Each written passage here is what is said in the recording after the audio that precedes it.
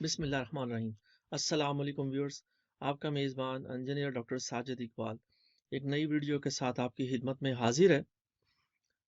2 دسمبر سن 2021 کو سیالکوٹ شہر میں ایک سانحہ رونما ہوا جب ایک فیکٹری میں ایک ہجوم نے تشدد کر کے ایک سری لنکن شہری کو مار ڈالا۔ اس وقت مجھے کئی اور ایسے واقعات یاد آئے۔ مجھے صوبہ سرحد کے ایک یونیورسٹی میں کہ اسٹوڈنٹ مشال ہاں بھی اس وقت یاد آئے۔ میرے ذہن میں گجرانوالہ میں ایک حافظ قرآن کو ہجوم نے موت کے گھاٹ اتار دیا، ان کی بھی یاد آئی۔ اور اس کے علاوہ لاہور میں کئی دفعہ، اور اس کے لاہور کے علاوہ بھی گرد و نواح میں بعض اوقات کرسچنز پہ جو تشدد ہوتا رہا ہے وہ واقعات بھی یاد آئے، اور میرا دل کیا کہ میں ایک ویڈیو شیئر کروں۔ لیکن میں اس بات کو تسلیم کرتا ہوں کہ میں ایک کمزور آدمی ہوں، اور میں سمجھتا ہوں کہ جابر سلطان کے سامنے تو کلمہ حق کہا جا سکتا ہے، لیکن جابر عوام کے سامنے کلمہ حق کہنا نا وہ بہت مشکل ہے، اور وہ میں ظاہر ہے اس کی ہمت نہیں کر پایا تھا۔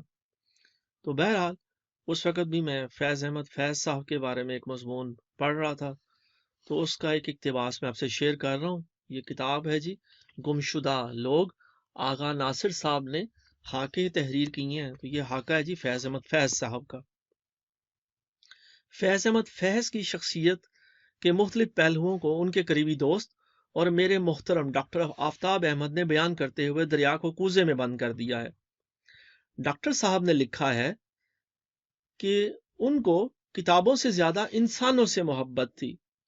میں نے انہیں کبھی کسی پر غصہ کرتے نہیں دیکھا۔ نفرت نام کی چیز سے وہ ناآشنا تھے۔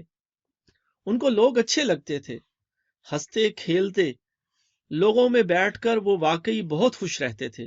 وہ بہت کم افسردہ یا مغموم نظر آتے تھے۔ اس معاملے میں وہ بہت پرائیویٹ آدمی تھے۔ ذاتی دکھ کو وہ خود ہی جھیلتے تھے۔ برداشت اور صبر اور سکون ان کی طبیعت کا حصہ تھے۔ اپنی افسردہ دلی سے انجمن کو افسردہ نہیں کرتے تھے۔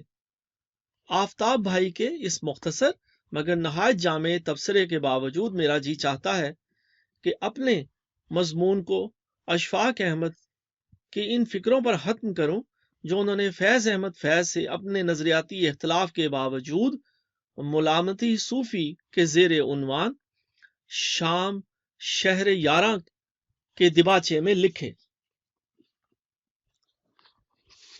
میرا اور فیض احمد کا نظریاتی اختلاف ہے۔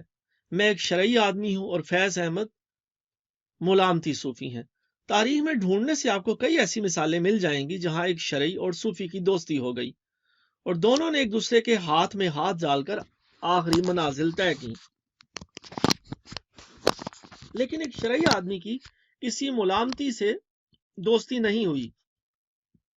فیض احمد نے صوفی ازم کا اکتساب کسی سلسلہ میں بیعت کر کے نہیں کیا، نہ ہی میرے اندازہ اور تحقیق کے مطابق انہوں نے درود یا وظیفہ یا چلہ کشی کی ہے۔ انہوں نے صوفیہ کا ایک تیسرا رستہ اختیار کیا ہے جو مجاہدے پر محیط ہے۔ اسی کو بزرگان دین ادب اور تواضع کا نام دیتے ہیں۔ حضرت حاجی صاحب مہاجر مکی رحمۃ اللہ علیہ فرماتے ہیں کہ ایک دم میں ولایت حاصل کرنے کے لیے ادب اور خدمت کو اختیار کرنا چاہیے۔ بزرگان دین اس کی تفصیل بیان کرتے ہوئے کہتے ہیں کہ طریقے تصوف کے طالب کو چاہیے کہ ادب ظاہری اور باطنی کو نگاہ میں رکھے۔ ادب ظاہری یہ ہے کہ مخلوق خدا کے ساتھ باحسن ادب و کمال تواضع اور اخلاق کے ساتھ پیش آوے، اور ادب باطنی یہ ہے کہ تمام اوقات اور احوال و مقامات میں باحق رہے۔ حسن ادب ظاہر سرنامہ ادب باطن کا ہے، اور حسن ادب ترجمان عقل ہے، اور عقل چراغ راہ کے صداقت کے تیل سے منور ہے۔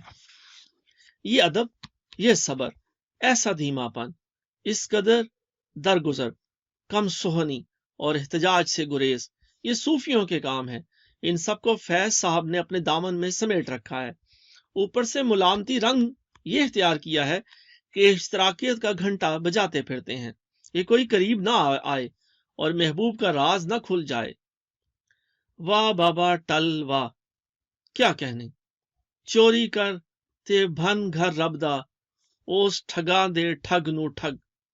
میرا تعلق چونکہ اونچے خانوادے سے ہے اور میں مسلمان بادشاہوں کا پرستار ہوں اور ملوکیت کو ہی اسلام سمجھتا ہوں، اس لیے میری اور بابا ٹل کی نہیں بن سکتی۔ لیکن کبھی اکیلے بیٹھے خاموش اور چپ چاپ میں سوچتا کرتا ہوں کہ اگر فیض صاحب حضور سرور کائنات صلی اللہ علیہ وآلہ وسلم کے زمانے میں ہوتے تو ان کے چہیتے غلاموں میں سے ہوتے۔ جب بھی کسی بد زبان، تند ہو، بد اندیش یہودی دکاندار کی دراز دستی کی خبر پہنچتی تو حضور صلی اللہ علیہ وسلم کبھی ضرور فرماتے، آج فیض کو بھیجو، یہ دھیما بھی ہے، صابر ہے، بردبار ہے، احتجاج نہیں کرتا، پتھر بھی کھا لیتا ہے، ہمارے مسلک پر عمل کرتا ہے۔